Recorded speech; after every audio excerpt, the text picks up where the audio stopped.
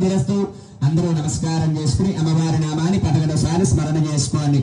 ఓం స్వస్తి ప్రజాభిర్వాలయంతాం న్యాయేన మార్గేణ మహిమహేషాః గోబ్రాహ్మణేభ్యః శుభస్థిత్యం లోకాః స్వస్తా సుఖినో భవంతు సర్వే జనాః సుఖినో భవంతు. ఓం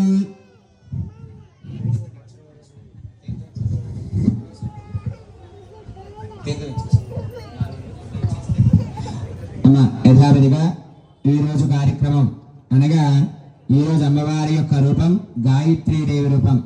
ఆ రూపంగా మనం అమ్మవారి ఆరాధన అనేది పూర్తి చేసుకున్నాము.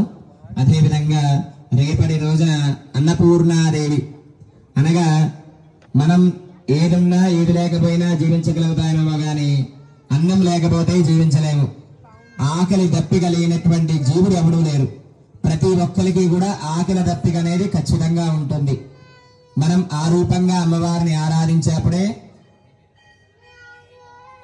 ఆ రూపంగా ఆరాధన చేస్తున్న ఉద్దేశంతో రేపటి రోజునే మన యొక్క ఆలయ ప్రాంగణంలో అమ్మవారి అన్నప్రసాద వితరణ జరుగుతుంది.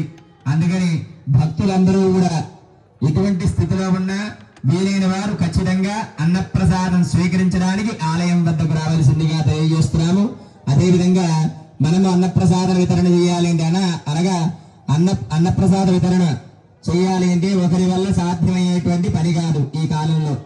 అందువల్ల ఆలయం వారు యథాశక్తిగా చేస్తున్నారు కాబట్టి వారితో పాటు మనము కూడా యథాశక్తిగా ధన రూపేణా గాని వస్తు రూపేణా గాని ధాన్య రూపేణా గాని ఆలయానికి అందజేస్తే మీరిచ్చే ద్రవ్యము అదేవిధంగా ఆలయం వాళ్ళు కూడా ఏర్పాటు చేసేటువంటి ద్రవ్యంతో అన్నప్రసాద వితరణ జరుగుతుంది ఇంకా అత్యంత వైభవపేతంగా. అందుకని యథాశక్తిగా అన్నప్రసాదానికి ధన రూపేణా గాని వస్తు రూపేణా గాని ఇచ్చి అమ్మవారి యొక్క అనుగ్రహానికి పాత్ర కావాల్సిందిగా విజ్ఞాపన. జై బోలో మాతా మహారాజ్ఞికి